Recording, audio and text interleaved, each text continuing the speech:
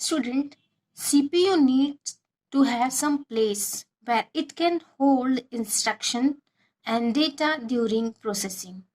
And once processing is over, it needs a place where it can store the result permanent. This block of computer where information जहाँ पर store की जाती है उसे memory कहते हैं. In general, the memory can be categorized as primary memory,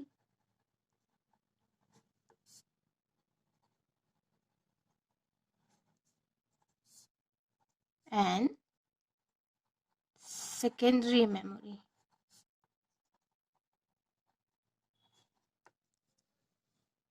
Why it is called main memory?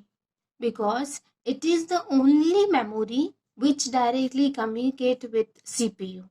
The user programs and the monitor programs which are to be executed by CPU will first go into main memory and then only it can be executed by CPU. It is also called internal memory.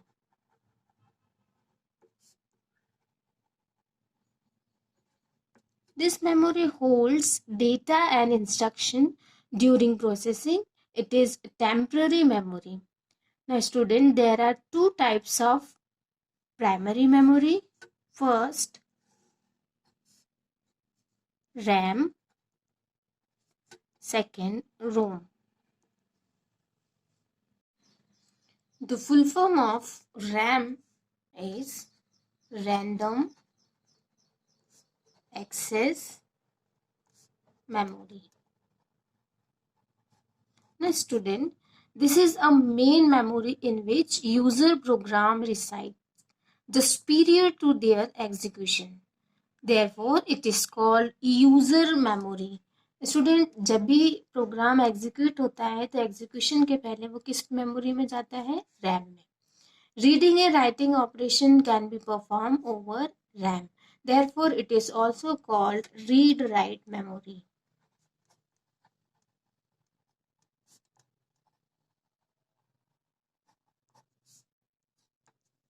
When electrical power goes off, the content in this memory are lost.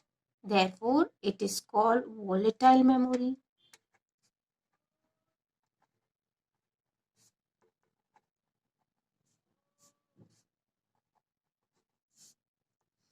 Student, इसे volatile memory इसलिए कहते हैं, जैसे ही आप कोई भी काम कर रहे हैं और उस समय अगर पावर ऑफ हो जाता है तो इसके सारे कंटेंट क्या हो जाते हैं? डिस्ट्रॉय या लॉस्ट हो जाते हैं. That's the reason it is called volatile memory. The size of RAM present in a system decides the overall working speed of the computer. RAM का साइज ही कंप्यूटर की वर्किंग स्पीड को decide करता है. Now there are two types of RAM. First, static RAM. Second, dynamic RAM. It is fast but expensive, and dynamic RAM is slower but very cheap. Therefore, dynamic RAM use extensively. Student, जो आपकी static RAM होती है वो fast तो होती है लेकिन काफ़ी एक्सपेंसिव होती है. ऑन अदर हैंड, जो डायनेमिक रैम होती है वो स्लो होती है पर चीप होती है. इसके चीप होने के कारण ही डायनेमिक रैम को बहुत अधिक यूज में किया जाता है. Now, the full form of ROM is read only memory. Only read operation can be performed when the ROM is in the computer system. Therefore, it is called read only memory. This is called non-volatile memory. Because student, the information is not lost when the power goes off. अगर power चला जाता है तो information lost नहीं होती है. That's the reason it is called non volatile memory.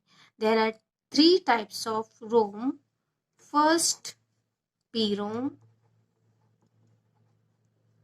Second, EPROM. Third, double EPROM. Let's discuss it one by one. The full form of PROM is Programmable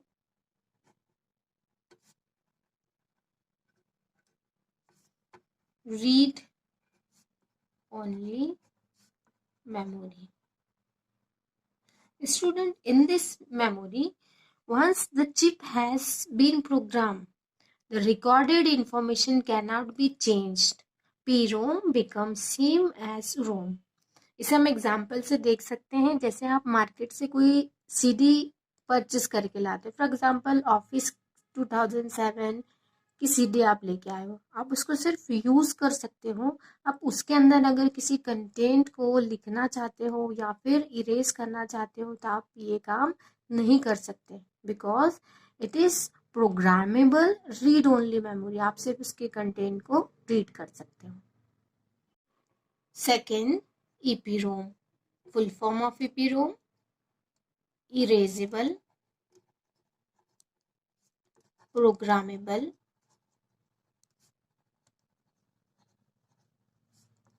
read only memory. Student, this device uses much higher voltage than the normal operating voltages. Thus, EPROM is programmable electrically. But if we want to erase the content of EPROM, an ultraviolet light source can be used to do this. Student, PROM में हम किस content को remove नहीं कर सकते हैं, लेकिन अगर हम EPROM का यूज कर सकते हैं तो हम कंटेंट को इरेज कर सकते हैं with the help of ultraviolet light source के through. Third, double EPROM. Full form: electrically erasable, programmable,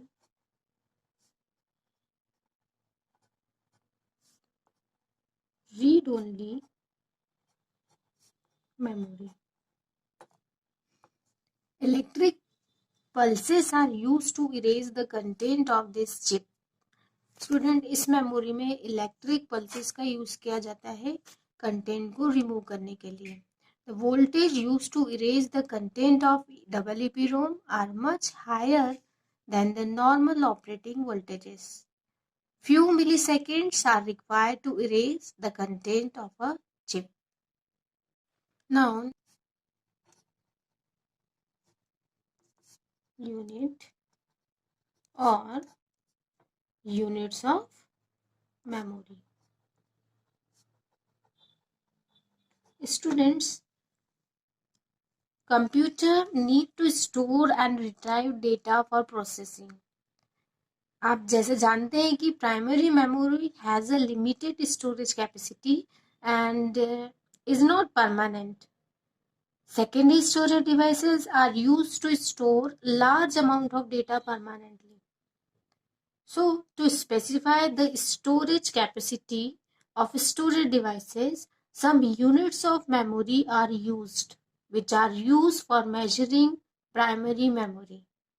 Computer store and process data or information in the form of binary number.